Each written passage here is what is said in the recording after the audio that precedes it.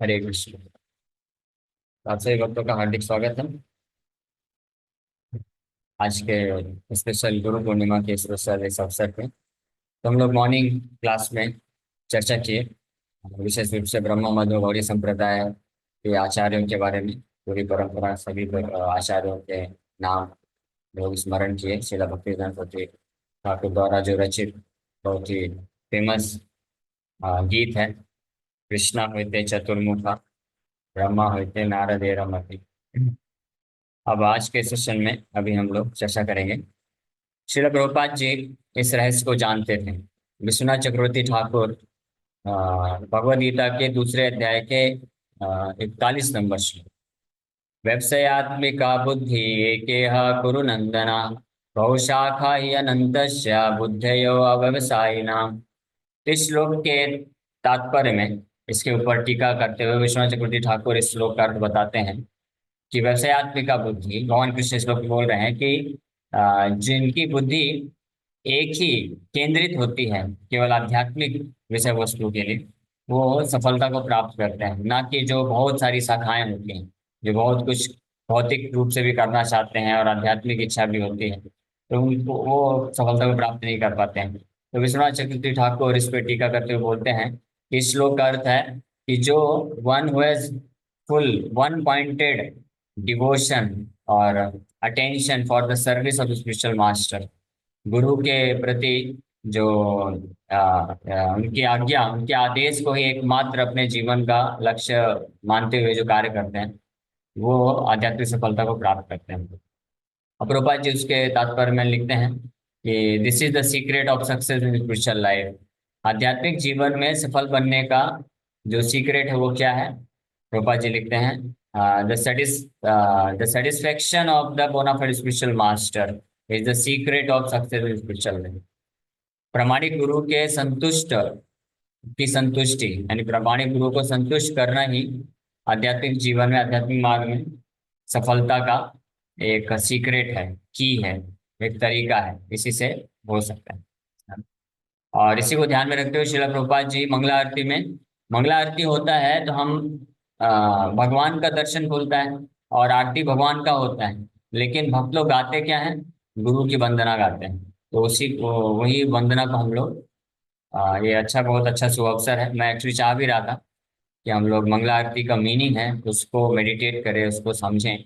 और आज का विशेष पर्व है गुरु पूर्णिमा, तो इस पर्व पे हम लोग ये चालू कर रहे हैं आज के सेशन में, और शाम को भी हम लोग इसी को कवर करेंगे।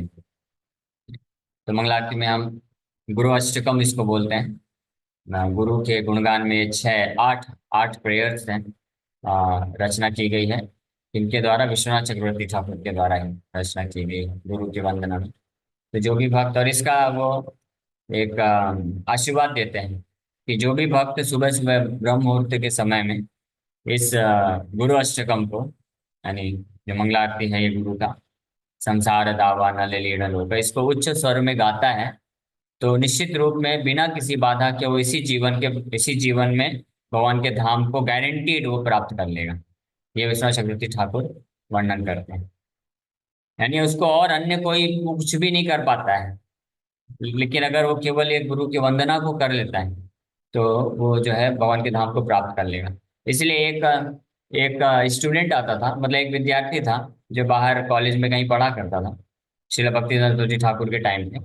तो वो अपना कॉलेज वगैरह कंप्लीट करता था और करने के बाद फिर शाम को बराबर आ जाता था, प्रसाद पाता था और गौड़ी मठ में, आश्रम में विश्राम करता था, रात को रुकता था और सुबह सुबह मंगला आरती के लिए उठता था और ये अटेंड करता था। फिर उसके बाद फिर वापस से चला जाता था, दिन भर अपना कॉलेज पढ़ाई ये सब करते रहते। तो एक मंदिर के जो मैनेजर हुए, तो वो शिला भक्ति ठाकुर को कंप्लेन किए कि बोले ये लड़का जो है कुछ सेवा नहीं करता है, ये जो है रात शाम को आता है, प्रसाद खाता है और हमारे आश्रम में सोता है और फिर सुबह उठ करके फिर वापस अपने कॉलेज में चला जाता है। तो वो जो है इस हमारा जो आश्रम है इसको फ्री फोकट का होटल समझ रखा है, कुछ सेवा वगैरह करता नहीं, इसको कोई इंटरेस्ट नहीं है भक्ति में। ये अपना भौतिक कार्य करता है, भौतिक पढ़ाई करता है और केवल आके यहाँ पे खा पी के सो के चला जाता है। तो ये अच्छा नहीं है। तो श्रील भक्तिदास ठाकुर पूछे कि वो क्या करता है? कुछ भी नहीं करता। तो वो सुबह उठ के क्या करता है, तो बोले सुबह उठता है लेकिन टाइम पे आ जाता है, मंगला आरती के टाइम पे आता है, मंगला आरती अटेंड करता है, फिर चला जाता है। तो श्रील भक्तिदास जी ठाकुर बोले कि दिस वन एक्टिविटी, ये एक कार्य वो जो कर रहा है पूरे ईमानदारी के साथ और विदाउट फेल हर दिन कर रहा है, और इससे वो भगवान के धाम को प्राप्त कर लेगा, इसलिए आप उसको रोको मत। क्योंकि वो मंगला आरती उच्च स्वर में गा रहा है डेली, गुरु वंदना कर रहा है, तो ये एक सबसे बड़ी सेवा हो गई उसके द्वारा। सबसे बड़ा ये, वो भक्ति कर रहा है, गुरु को, गुरु पूजा अटेंड कर रहा है। वो लड़का इसलिए अटेंड भी करता था क्योंकि उसने ये सुना था कि गुरु अष्टकम को सुबह सुबह गाने से उच्च स्वर में हम भगवत धाम को प्राप्त कर लेंगे। तो इसी उद्देश्य से वो आता था मंदिर, रात को स्टे करता था, सुबह सुबह अटेंड करके फिर वापस चला जाता था। तो श्रील भक्तिदास जी ठाकुर उसको इनकरेज किए। अब प्रभुपाद जी इसीलिए सारे इस्कॉन मंदिरों में 4:30 बजे ये प्रेयर्स को इंट्रोड्यूस किया सभी भक्तों के लिए, ताकि हम डेली गुरु का जो महिमा है, उनकी जो हमारे प्रति जो कृपा है उसको स्मरण कर सकें। तो ऐसा नहीं है कि केवल गुरु पूर्णिमा के दिन, गुरु पूर्णिमा के दिन हम गुरु के जो कृपा है उसको स्मरण करते हैं, इसलिए ताकि हम इस विशेष दिन का लाभ उठा करके हम हर दिन गुरु के हमारे ऊपर जो कृपा हुई है उसको हम अप्रिशिएट कर सकें और याद रख सकें, उनका गुणगान कर सकें। तो हम लोग इस पे चर्चा करेंगे, आप सब लोग ध्यान से सुनिए। ये जो गुरु अष्टकम है ये बहुत महत्वपूर्ण है, और इसको जब आप सुबह सुबह गाते हैं, जो भक्त लोग मंदिर में आ सकते हैं मंदिर में आइए, नहीं तो ऑनलाइन आप भी दर्शन 4:30 बजे का ऑनलाइन दर्शन खोल के आप साथ साथ में गा सकते हैं, या अगर किसी के पास वो भी सुविधा नहीं है तो एटलीस्ट जस्ट 4:30 बजे, 5 बजे, 5:30 बजे, 6 बजे, जितने बजे भी हो, ब्रह्म मुहूर्त के टाइम में 4:30 से 6 बजे तक ब्रह्म मुहूर्त रहता है, तो उस टाइम पे आप उठ जाते हैं, तो आप इसको गाना चाहिए, घर पे भी रहते हुए इसको गाना चाहिए। भले आरती नहीं कर पा रहे हैं, मान लीजिए आरती भी नहीं कर पा रहे हैं तो भी कोई दिक्कत नहीं, लेकिन इसको गा सकते हैं आप, और इसके जो अर्थ हैं इस पे मेडिटेट करते हुए अगर गाएंगे तो निश्चित रूप में आपको भी वही बराबर कृपा प्राप्त हो सकते हैं। तो ये सबसे पहला श्लोक है। संसार दावानल लीढ़लोका त्रणाय कारुण्य घना घना त्वाम् प्राप्तस्य कल्याण गुणार्णवस्य वंदे गुरो श्री चरणारविंदम्। प्रभुपाद जी के द्वारा ये ट्यून गाया गया है, आप आपको यूट्यूब में मिल जाएगा, श्रीला प्रभुपाद सिंगिंग मंगला आरती, आप सर्च करिए और वो भी आप सुन सकते हैं रेगुलर, और उसको भी लगा के पीछे प्रभुपाद जी के पीछे पीछे रिपीट कर सकते हैं। तो ये पहले श्लोक में वर्णन किया जा रहा है, संसार दावा नल। हाँ, ये जो संसार है ये मृत्यु संसार है, भौतिक जगत कैसा है, दावा नल की तरह है। दावा नल का मतलब होता है a big forest fire, like a big forest fire.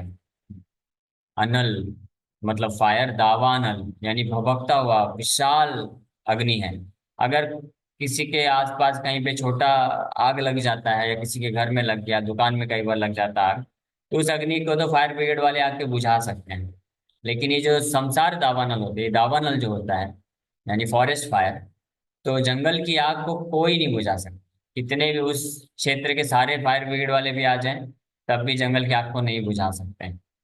तो इस भौतिक संसार में जो दुख है उसको संसार दावानल बोला गया है, फॉरेस्ट फायर की तरह। और ये फॉरेस्ट फायर क्या करता है, हाँ, लीढ़ लोका, लीढ़ मतलब सबको निगल लेता है।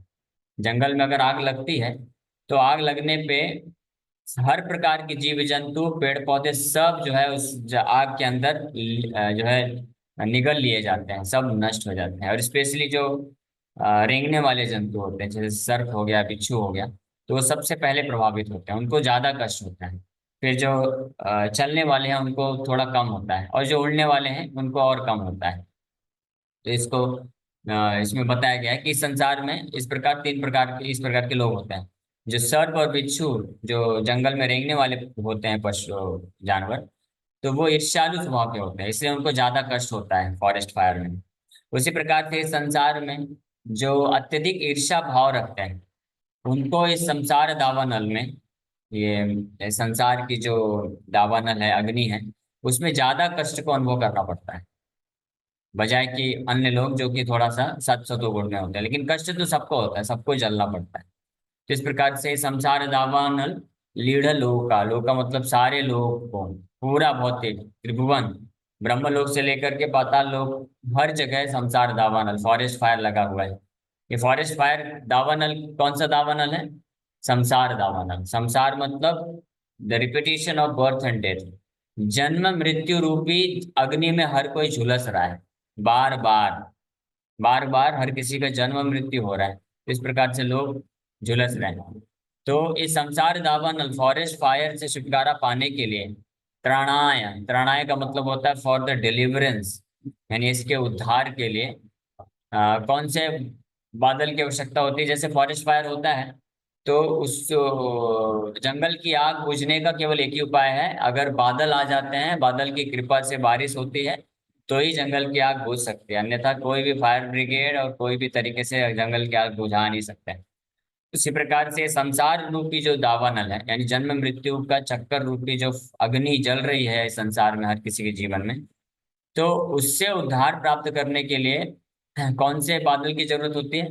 कारुण्य घन घनत्वम, कारुण्य यानी भगवत कृपा, भगवान की कृपा रूपी बादल की जब बारिश होती है इस संसार के लोगों में, तब ये संसार रूपी जन्म मृत्यु रूपी जो फायर, फॉरेस्ट फायर है, इससे व्यक्ति छुटकारा प्राप्त कर सकता है ना, बारिश। तो वो बारिश कैसे आता है वो अब आगे वर्णन कर रहे हैं। प्राप्तस्य कल्याण गुणार्णवस्या वंदे गुरो श्री चरणारविंदाम। प्राप्तस्य मतलब लेकर आते हैं, जैसे बादल समुद्र के पानी को लेकर आते हैं आकाश में और जंगल के ऊपर आते हैं, तब जो है फॉरेस्ट फायर, जंगल की आग बुझती है। उसी प्रकार से भगवान कृष्ण जो कृपा के समुद्र हैं, वहां से गुरु, बादल रूपी गुरु भगवान की कृपा को प्राप्त यानी लेकर आते हैं हमारे हमारे जीवन में, इसलिए प्राप्त। और ऐसे गुरु कैसे हैं? कल्याण गुणार्णवस्या, ये गुरु, ये जो गुरु होते हैं जो योग्य हैं, क्योंकि हर प्रकार के बादल पानी नहीं ला सकते हैं, केवल जो घन घनत्वम होते हैं, यानी जो श्याम वर्ण के बादल होते हैं, घन घन होते हैं, वो उसी में पानी होता है। वाइट वाइट जो बादल होते हैं उसमें पानी नहीं मिल सकता है ना?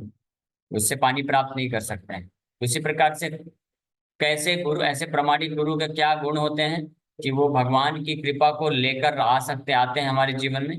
कल्याण गुणार्णवस्य, कल्याण मतलब ऑस्पिशियस, गुण मतलब qualities, अर्णवश्य means ocean.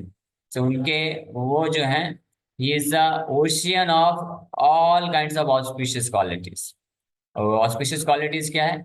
He has pure devotion for Krishna and he has complete निष्ठा फॉर कृष्ण, भगवान के प्रति निष्ठा है, भक्ति है और प्रेम है। तो ये ऑस्पिशियस क्वालिटीज होते हैं, दिव्य गुण होते हैं, शुभ गुण होते हैं ऐसे प्रमाणिक गुरु के। और कितनी मात्रा में होते हैं? अर्णवश्य, मतलब समुद्र के भांति ऐसे गुणों से सुसज्जित जो प्रमाणिक गुरु होते हैं, वो प्राप्त लेकर आते हैं भगवान की कृपा रूपी बादलों को।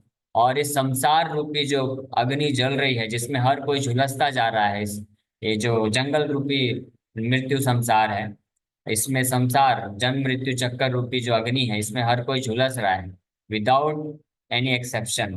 एक भी अपवाद नहीं, ब्रह्मा जी से लेकर के नीचे पाताल लोक तक हर कोई इस अग्नि में झुलस रहा है। जैसे फॉरेस्ट फायर जब होता है तो उसमें सब कोई जल जाता है, चाहे पेड़ पौधा हो, घास हो, तिनके हो, पशु पक्षी हो, सर्प बिच्छू, सब कोई जल जाते हैं। उसी प्रकार से संसार रूपी अग्नि में हर कोई जल रहा है।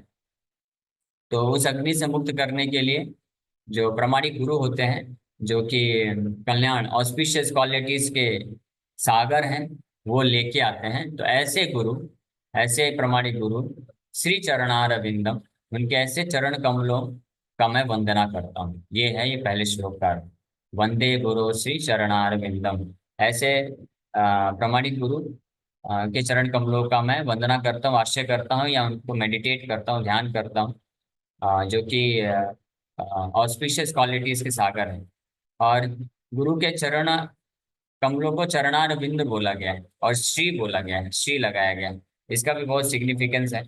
चरणार बिंदम मतलब कमल जिस प्रकार से बहुत ही सॉफ्ट होता है, कोमल होता है और शीतलता प्रदान करता है, उसी प्रकार से गुरु का आश्रय, हाँ, चरणारविंद का आश्रय लेना मतलब गुरु का आश्रय लेना, प्रामाणिक गुरु का आश्रय जब हम लेते हैं, और आश्रय किस प्रकार से लेते हैं, उनकी शिक्षाओं के माध्यम से।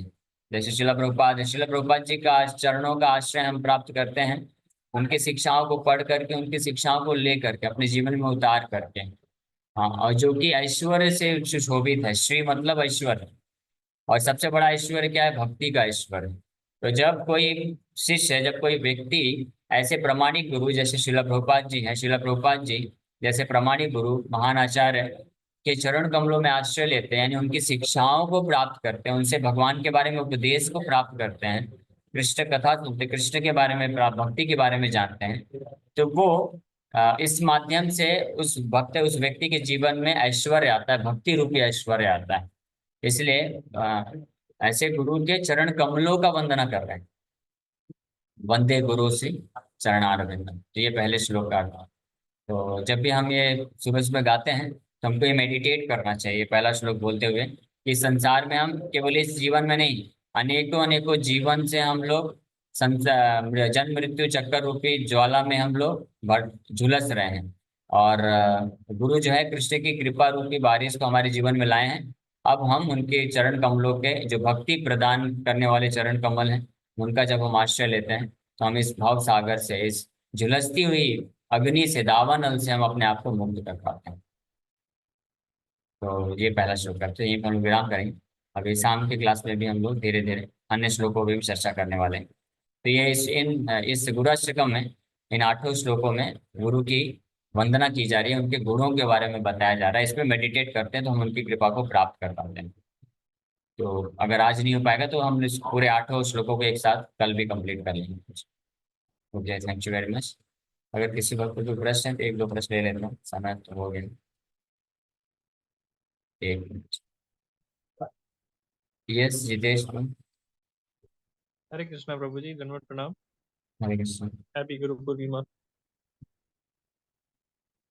और कोई आपको अच्छा भी तरीका जय है श्री प्रभु जी हैप्पी गुरु पूर्णिमा बोलने का? जय शिला प्रभुपाद बोलना चाहिए, शिला प्रभुपाद की जय बोल सकते हैं, क्योंकि प्रभुपाद जी हम सबके गुरु हैं, जैसे शिक्षा गुरु हैं हम सबके। तो प्रभुपाद जी के ऊपर मेडिटेट करना चाहिए, तो उनके बारे में चर्चा करना प्रभुपाद जी की जय। चाहिए। प्रभु जी, मैं ये पूछना चाह रहा था, मैं सुबह ध्यान मुद्रा में रहना पसंद करता हूँ, ज्यादा बोलना पसंद नहीं करता, शांत रहना पसंद करता हूँ, तो क्या उपाय है इसका? इसका बेस्ट उपाय, सबसे बड़ा ध्यान है हरिनाम का जप करना, हाँ, और सबसे बड़ा मौन व्रत है हरिनाम का जप करना।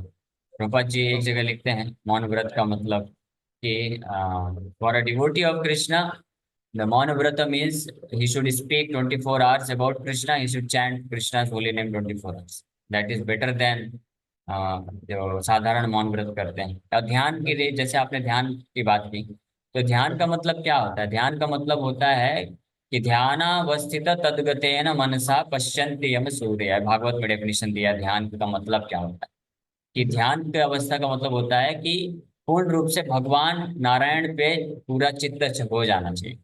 तो जब आप भगवान कृष्ण का नाम लेते हैं, तो उसके माध्यम से कृष्ण और कृष्ण के नाम में कोई अंतर नहीं है। तो अगर आप ध्यान पूर्वक कृष्ण का नाम जप कर रहे हैं और सुन रहे हैं, तो आप पूरी तरह से आप ध्यान की अवस्था में। जैसे जब हम लोग बिल्कुल। अभी कथा, मैं कथा कर रहा हूँ, आप कथा सुन रहे हैं, तो आधे घंटे हमने कथा की श्रवण कीर्तन किया, तो ये पूरी तरह से ध्यान की अवस्था है। तो ये बिल्कुल। परफेक्ट ध्यान है।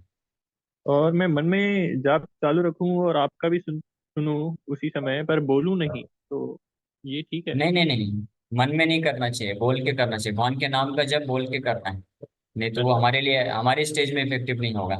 मन में जो बिल्कुल। मानसिक जप की स्थिति होती है, वो बहुत ही highly platform, highly elevated stage में होती है। वो उस अवस्था में होती है जब शुद्ध नाम प्रकट हो गया है किसी के हृदय में, तो वो मन ही हाँ, नहीं, मन बुद्धि और इंद्रियां वाणी हर जगह उसका भगवान का नाम आता है। लेकिन हम अभी बिल्कुल। प्रयास कर रहे हैं भगवान के नाम को अपने मन तक, हृदय तक पहुंचाना है, तो हमको जोर से हाँ, बोल बोल के करना चाहिए। हाँ, और दूसरा की कथा सुनते वक्त नाम नहीं जप करना चाहिए, क्योंकि हम उस वक्त ध्यान फिर बच हम जाता है। नाम पे फोकस नहीं कर पाएंगे, ना ही कथा पे फोकस कर पाएंगे, तो अपराध हो जाएगा। हाँ, हाँ। तब वो क्या हो जाएगा प्रभु जी? अपराध हो जाएगा, क्योंकि जैसे मान लीजिए आप या कृष्ण का कथा सुने या कृष्ण का हाँ, नाम जप करें, तो कृष्ण खुद आ रहे हैं अपने कथा या नाम के रूप में। तो जब कृष्ण हाँ, खुद आ रहे हैं तो हमको पूरा अटेंशन देना चाहिए। अटेंशन मतलब हमारा फोकस केवल वहां पे होना चाहिए। तो मान लीजिए आप नाम जप करेंगे और कथा भी सुनेंगे, तो अगर कथा में फोकस करेंगे तो नाम को नहीं सुन पाएंगे, और नाम को सुनेंगे तो कथा नहीं सुन पाएंगे, तो इसलिए एक के प्रति अपराध हो जाएगा, दोनों ही कृष्ण हैं, तो वो सही नहीं होता। प्रभु जी, जब मैं कथा नहीं सुन रहा होता हूँ उस समय ध्यान करता हाँ, हूँ। उस और समय सुबह जप के करना है, पहले उस पहले समय के जप एक दो करेंगे। एक दो जो घंटे होते हैं उस समय मैं उठने के बाद एक दो घंटे कुछ नहीं बोलता। अच्छा, ठीक है, मेरे ख्याल में हरे कृष्ण प्रभु जी, धन्यवाद प्रणाम। मैं तो गुरु पूर्णिमा की आपको हार्दिक शुभकामनाएं, आपको भी कृष्ण प्रभु जी को, जो आप हम लोग को गाइड करते हैं हर दिन। प्रभु जी, जो आपने स्टोरी में अभी मतलब पुरानी जो बात बताई है कि वो बच्चा जो कॉलेज जाता था और फिर सिर्फ मंगल आरती ही अटेंड करता था और कोई सेवा डायरेक्टली नहीं करता था। तो अगर किसी वजह से गृहस्थ आश्रम में रहता व्यक्ति इस चीज को फॉलो कर रहा है, तो क्या उसके लिए भी पॉसिबल है नहीं, भगवान के नाम? हरे कृष्ण। इसको फॉलो करना या नकल करना ये शिक्षा नहीं है। श्रील भक्ति सरस्वती ठाकुर बोले कि वो भी बच्चा है, वो भी स्कूल है, कॉलेज स्टडीज है, लेकिन वो अगर जो कर पा रहा है, मंगलारती कर पा रहा है, तो उसको वो करने दो, उसको इनकरेज करो। तो वो करने से उसका हृदय में शुद्धिकरण होगा, भक्ति डेवलप होगा, फिर वो अपने ऑटोमेटिकली नाम जप भी करेगा और सेवा भी करेगा, पूरा लाइफ भी डेडिकेट कर देगा। तो इसलिए भक्तिदान महाराज जी उस समय इनकरेज किए। तो हम भी, ये नए लोगों के लिए है कि कई बार नए लोग आते हैं, बोलते हैं हम केवल दर्शन करेंगे, तो उनको इनकरेज करना चाहिए, वेरी नाइस। फिर जैसे जैसे दर्शन दर्शन करते करते धीरे धीरे फिर एक माला पकड़ाइए, माला जप करवाइए, फिर भागवत कथा में बैठाइए, फिर सेवा दीजिए, फिर प्रचार कराइए। ये ऐसे प्रगति कराने के लिए हमको इनकरेज करना चाहिए, फोर्स नहीं करना चाहिए, लेकिन इनकरेज करना चाहिए, पुश करना चाहिए। That push should be a loving push, प्रेम पूर्वक उसको और आगे बढ़ाना चाहिए, ठीक है। लेकिन जो भक्त ऑलरेडी सोलह माला कर रहे हैं, सेवा कर रहे हैं, कथा सुन रहे हैं, तो उनके लिए नहीं है कि वो केवल सब छोड़ छाड़ के केवल मंगला आरती का अटेंड करेंगे, वो उचित नहीं है।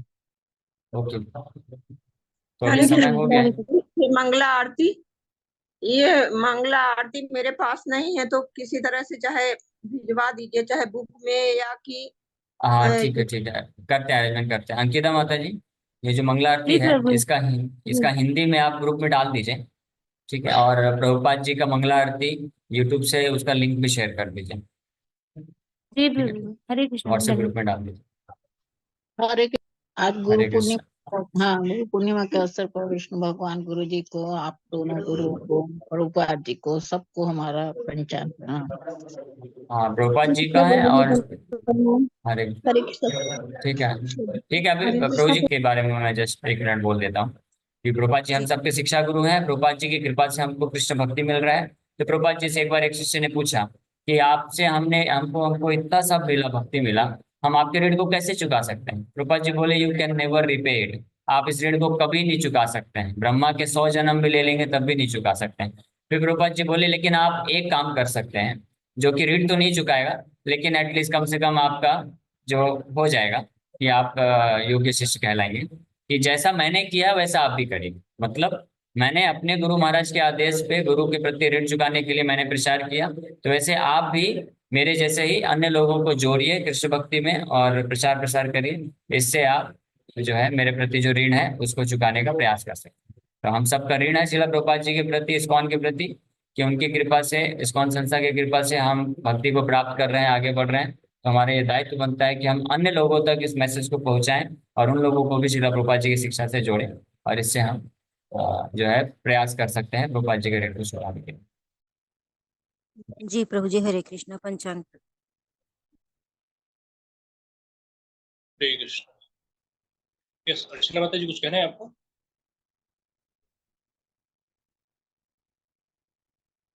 ओके, हाथ होता है आपका, ठीक है।